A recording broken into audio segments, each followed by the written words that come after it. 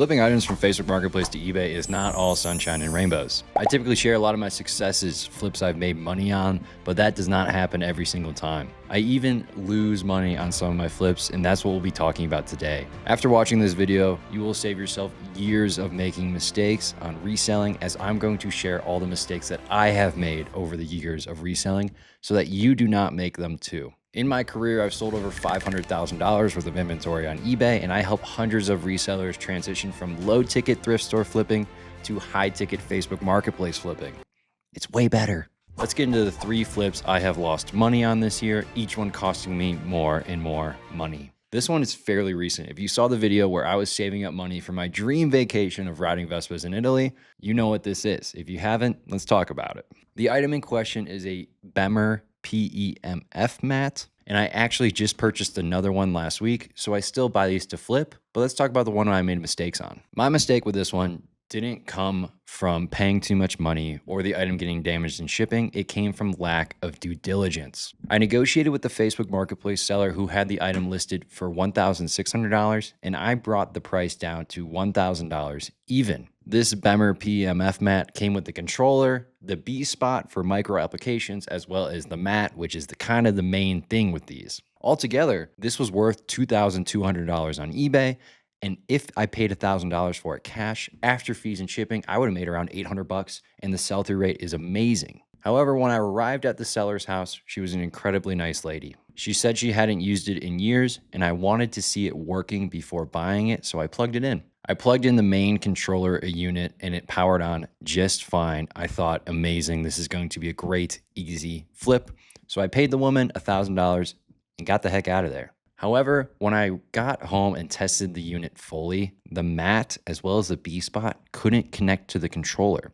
On the controller interface, they were just blinking, meaning it does not work. The number one thing to do, especially if you are spending a lot of money on one item to flip, is to make sure it's fully functional and spend the time testing it. I only plugged in the controller and not the rest of the accessories, which was a big mistake. Because the accessories just blinked, meaning the connection between the controller and the accessories was bad, instead of selling a fully functional PEMF mat for $2,200 like I have in the past, I had to list this item for parts for $1,000. Luckily, it did sell for $1,000, but after fees and shipping, I lost myself $180 due to eBay fees, due to shipping. But more importantly, I lost the ability to make $800, and I also spent that $1,000 on an item that was bad. I could have used that $1,000 to buy better inventory. So lesson number 1 is to test everything before you buy it. If the item is new to you, you don't know how it works, find a YouTube video on it, watch it, understand the item fully before purchasing.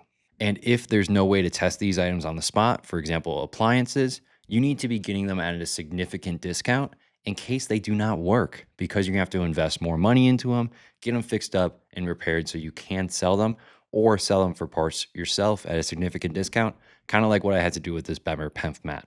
Now let's talk about the next flip where I lost even more money. Flip number 2 was an incredible deal on paper, but after executing the deal, picking it up, cleaning it, selling it, and shipping it, I lost $800. Let's talk about how. The item in question was a GE Cafe single wall oven. This thing was brand new, open box, totally clean, fantastic condition, essentially brand new. I purchased it from an appliance store that has a showroom where they sell open box items. I paid $350 for it. It was an awesome deal because it sells on eBay for $1,200, and that's exactly what mine sold for, $1,234. However, I was traveling when this item sold. I was on a boat in Thailand when I got the notification that this item sold. So how do I ship this item when I'm all the way across the world? The answer is employees. But that's where we made mistakes. I had hired my 2 friends to help me with shipping while I was away, which was amazing on paper. I get to travel, do what I want, as well as not handle any of the logistics for my eBay business. That would be fantastic. However, I didn't set them up for success. I didn't buy the proper shipping materials. I left them with no boxes, no bubble wrap, no foam, really no materials to be successful when shipping big, large items in a box. On top of that, I only trained them how to do freight shipping. I did not train them how to ship anything in a box, thinking I wouldn't need to. However, I did, and they just were kind of winging it as I was halfway across the country, and they had no materials. They packaged it up, did a fantastic job with the materials that they did have, and sent it off from Colorado all the way to Louisiana. This was a very big oven to go in a box, almost borderline of what UPS will take. And looking back on it, it probably would have been much, much safer if I had shipped this on a pallet freight or had them ship it on a pallet freight. When the item got delivered, the buyer sent me photos and it was completely destroyed. Way past repairability, way past getting it fully functional again. The glass was damaged, it was bent, it was busted. Full refund was necessary. This was not on my friends. This was on me as the business owner. I did not give them the proper materials or think of the proper method to get this item shipped, and they just followed directions as best as they could. I lost $820 between the purchase price and the shipping label, as well as the materials that were used, and I did not bother filing an insurance claim because I wouldn't have won because the thing wasn't properly packaged. So lesson number 2, always ship your items with proper materials and overpack rather than underpack. If you think you're done packaging, add another layer of bubble wrap, add another piece of foam, add more cardboard. You can never be too safe with your packing materials. On top of that, if you're questioning if something is too big for a box, it most likely is. Shipping freight is safer because less people handle it. People don't move these items with their hands. They move these items with proper equipment like pallet jacks and forklifts. They also don't get touched by that many people. They get in one truck to go to the terminal, one truck to go to another terminal, and then one truck to get delivered to somebody's house. 3 trucks total with 3 people touching these items rather than going through full UPS facilities. Another bonus lesson, if you do hire to have people help you on eBay, which you should if you want to scale your business, provide them with the proper materials as well as directions. In order to do this, have all your materials ready for them to be successful, all the proper shipping materials, as well as shipping checklists for them to follow. We call those standard operating procedures or SOPs.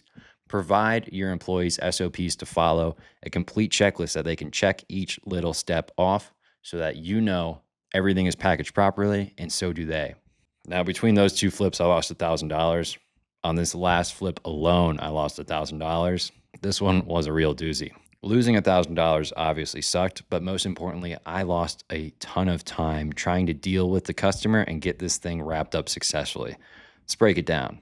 The number 1 comment that I get on my YouTube channel is, how do I test the stuff that I'm selling? And in short, I figure it out. If it's a piece of restaurant equipment, I bring it to a restaurant equipment repair dealer and have them test it. If it's an appliance, I plug it in at my warehouse, or if I didn't have the warehouse, I would rent or buy a generator with 220 volt power so I could test it on the site. All in all, with this business and being a business owner, you are a problem solver. However, you can't let that stuff go to the side and not test your items. You need to be testing everything, and that's where I made my mistake. This flip came before what I know now over years of reselling. I was fairly new and naive, brand new to freight shipping, brand new to these big items. We bought a sharer coffee machine. These things were incredibly expensive, and we sold it on eBay for $3,000, and we only paid $400 for it.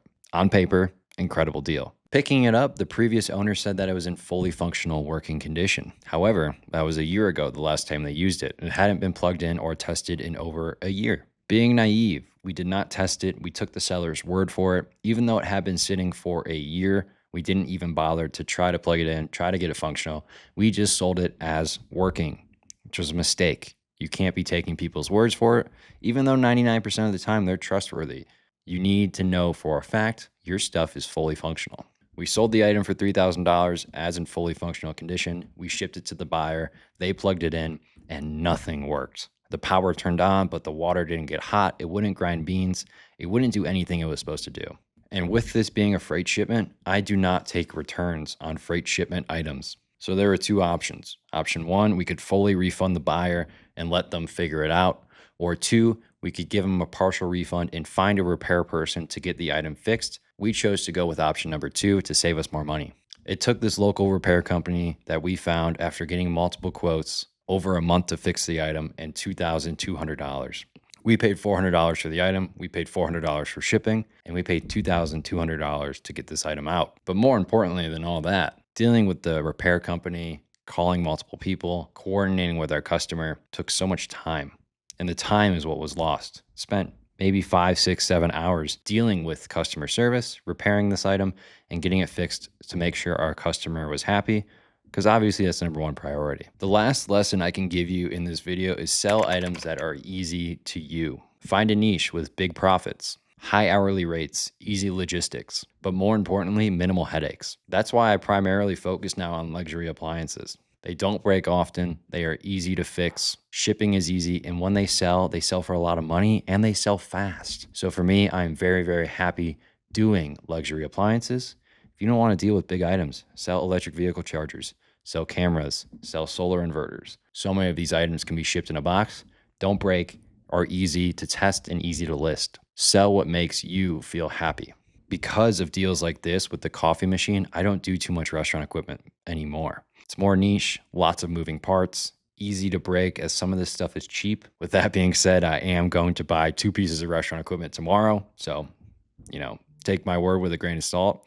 But overall, sell what makes you happy. Thank you for watching. I hope you learned something. And if you want one-on-one help so you do not make these mistakes and you want to get all your questions answered, join Master Marketplace. We will help you make your first $1,000 for only a little bit less than $100 a month. Hope to see you next week. Peace.